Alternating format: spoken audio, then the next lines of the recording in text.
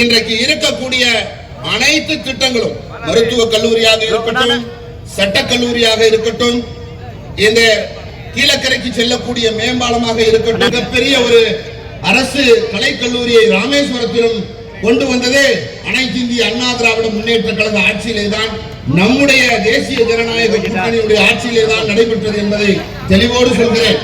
இந்த இருக்கக்கூடிய மக்களுக்கு தண்ணீராக இருக்கட்டும், மின்சாரமாக இருக்கட்டும், இங்கே போட்டிருக்கக்கூடிய அனைத்து சாலைகளும் அதிமுக ஆட்சியிலே, நம்முடைய ஆட்சியிலே போடப்பட்ட திட்டங்கள் தான்.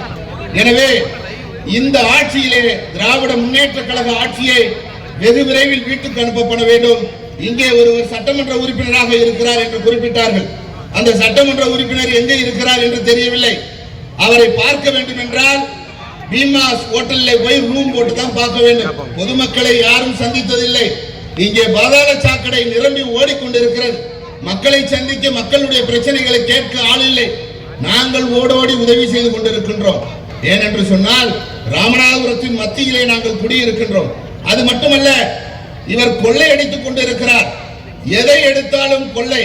போதைப் பொருள் கடத்தலிலே, மிகப்பெரிய போதைப் பொருள் கடத்தலிலே மிகப்பெரிய ஒரு சமுதாய ரீதியான ஒரு எதிர்காலத்தை இந்த மண்ணிலே அழித்துக் கொண்டிருக்கக்கூடிய ஒரு சட்டமன்ற உறுப்பினர் காதர் பாட்சா முத்துராமலிங்கம் என்ற ஒரு அயோக்கியன். கேடு கட்ட, மானம் கட்ட இந்த ஆட்சி வெகு விரைவில் வீட்டுக்கு அனுப்பப்பட வேண்டும். இப்படிப்பட்ட ஒரு மோசமான ஆட்களுக்கு வாக்களித்ததற்கு ராமநாதபுரம் சட்டமன்ற தொகுதி மட்டுமல்ல, ராமநாதபுரம் மாவட்டமே தலை குனிந்து நிற்கிறது. உங்களால் தான் ராமநாதபுரம் தலை குனிந்து நிற்கிறது. முத்துராமலிங்கம் அவர்களே, ஸ்டாலின் அவர்களே, உங்கள் ஆட்சியை மக்கள் வெகு விரைவில் வீட்டுக்கு அனுப்புவார்கள். அது மட்டுமல்ல, நீங்கள் செய்திருக்கக்கூடிய துரோகங்கள் கொஞ்சம் நஞ்சம் அல்ல. போதைப் பொருள், கஞ்சா, தங்க கடத்தல், அது மட்டும் ஒரு ஏழைகள் நடத்தக்கூடிய இந்த பஸ் ஸ்டாண்டில் இருக்கக்கூடிய ஒரு 54 கடைகள் இருக்கு. அந்த கடைகளை எல்லாம் அங்கே இருந்து வந்து அண்ணனும் தம்பியும் சேர்ந்து ஒரு கடைக்கு 8 லட்சம் வீதம் ஏழை எளிய மக்கள் நடத்திய கடைகளை எல்லாம் கொள்ளையடித்திருக்கிறார். ஏன்? உங்களுக்கு என்ன கஷ்டம்? ராமநாதபுரத்தில் இருக்கக்கூடிய மக்களுக்கு கொடுக்க வேண்டியதானே. எங்கெங்கே இருக்கக்கூடியவர்களுக்கு எல்லாம் பணத்தை வாங்கி கொண்டு விற்று விட்டார். அதற்கு பெயர் வைத்திருக்கிறார். பெயர் ராமநாத அரண்மனை முன்னாடி சொல்கிறேன், இந்த வீரம் செறிந்த மண்ணிலே முன்னாடி சொல்கிறேன், வருகின்ற அதிமுக ஆட்சி அமைந்தவுடன், தேசிய ஜனநாயக கூட்டணி ஆட்சி அமைந்தவுடன் இந்த மண்ணிலே கட்டாயம் இந்த கருணாநிதியுடைய பெயரை வைத்திருக்கிறார்கள் அந்த பஸ் ஸ்டாண்டுக்கு. அதை நீக்கிவிட்டு இந்த மண்ணிலே, இந்த மண்ணுக்காக பெருமை சேர்த்த நம்முடைய ரிபல் முத்துராமலிங்க சேதுபதியுடைய பெயரை வைப்போம், அல்லது அப்துல் கலாம் பெயரை வைப்போம். ஆனால் இந்த மண்ணிலே பிறந்தவர்கள் பெயரை வைக்க வேண்டும். ஆனால் இவர் செய்திருக்க துரோகங்கள் தான். திருட்டு பயிர்கள் மாதிரி நைட்டா வால் போஸ்ட் அடிச்சு ஒட்டி ஸ்டிக்கர் ஒட்டிய என்னடா கேவலமான ஆட்சி. தலைவன் பெயரை வைக்க தைரியமா வைய, எதுக்கு நடுராத்திரியில் வைக்கிறார்? எல்லாம் ஊழல், எதில் எடுத்தாலும் ஊழல், எது எடுத்தாலும் லஞ்சம். வேலை வாய்ப்பற்ற ரேஷன் கடையில் வேலை கடவுளை, என்ன கேவலம்! ராமேஸ்வரத்திலே நம்முடைய தெய்வத்தை கும்பிடுவதற்கு 200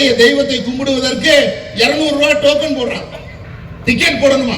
இல்லை என்றால் உள்ளே விட மாட்டேன் என்று மிகப்பெரிய போராட்டம் நடந்தது. அதை உடனடியாக ரத்து செய்து, எப்படி மக்கள் சாமி கும்பிட்டார்களோ அதே போல எல்லோரும் கும்பிடுவதற்கு ஏற்பாடு செய்வோம். அதே போல மீனவர் பிரச்சனை நம்முடைய ராமேஸ்வரம் பகுதியிலே, தீவு பகுதியிலே, பாம்பன், தங்கச்சி மடம், ராமேஸ்வரம் பகுதியிலே நடக்கக்கூடிய ராமநாதபுரம் மாவட்டம் மக்கள், மீனவ மக்கள் பெரும் துயரத்துக்கு ஆளாகி கொண்டிருக்கிறார். எனவே வருகின்ற ஆட்சி அமைந்தவுடன், தேசிய ஜனநாயக கூட்டணி ஆட்சி அமைந்தவுடன், அதிமுக தலைமையிலே ஆட்சி அமைந்தவுடன் மீனவர்கள் பிரச்சனைக்கு ஒரு முற்றுப்புள்ளி வைத்து, நம்முடைய மாநில தலைவர் அவர்கள் மிகப்பெரிய செல்வாக்கு படைத்தவர். அவருடைய செல்வாக்கு என்னவென்று எனக்கு தெரியும். பிரதமரிடத்திலே நேரடியாக பேசக்கூடியவர், நம்முடைய உள்துறை அமைச்சரிடத்திலே நேரடியாக பேசக்கூடியவர்.